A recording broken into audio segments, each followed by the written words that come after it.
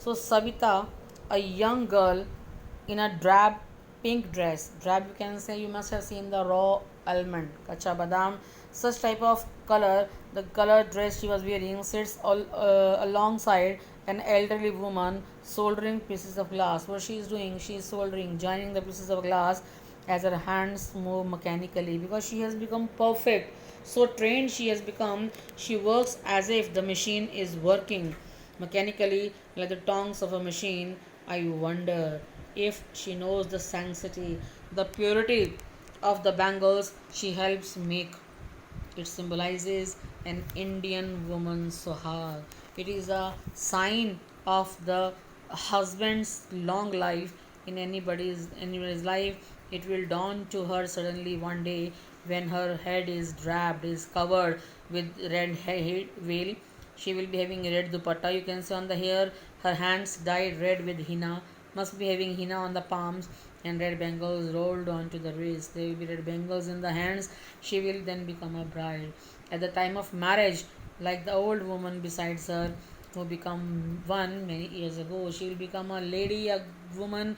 She will go married, and she will realize the importance of these bangles which she has been making. She still has bangles on her wrist. That old lady is still having bangles on the wrist. That means she is still a married woman. Her husband is still alive at that moment, but no light in her eyes. She is still having the bangles in the hand, but there is no light in the eyes.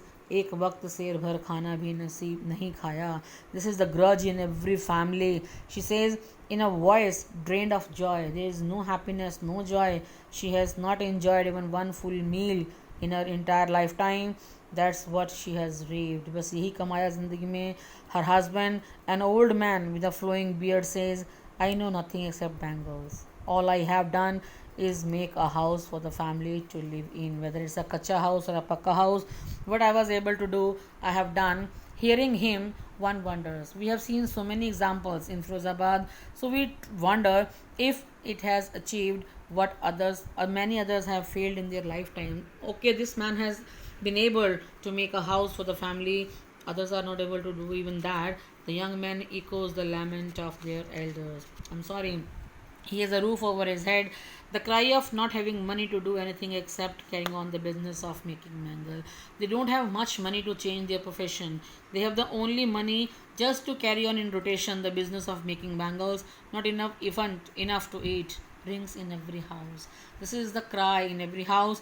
The young men echo the lament, the sadness of their elders. Little has moved with time. With the time, some improvement is there. It seems in Firozabad, years of mind numbing, making us weak, making us dumb. Mind is not working. We are working so hard. We are toiling so hard. Have killed all the initiative and the ability to dream. People are not able to dream now. People are not able to think something different now. Why not organize yourself into a cooperative? I asked a group of young men, why don't you organize? Why don't you make a cooperative who have fallen into the vicious circle of middleman? Vicious circle is such a circle, otherwise circle has no end. Vicious circle is circle which has no end. You can't come out of it.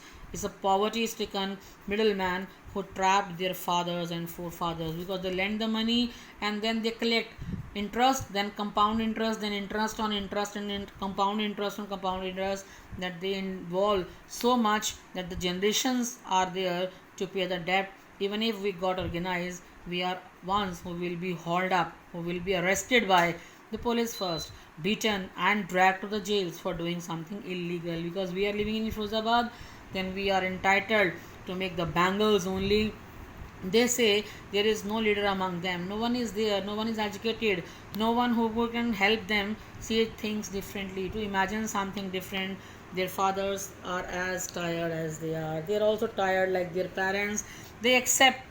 They talk endlessly in the spiral that moves from poverty to apathy. This is the circle. They are poor. They are sad. They lack impulse, greed, and injustice. Listening to them, I see two distant worlds. The narrator says, after listening these stories, I have come to realize there are two different worlds. of haves and have not.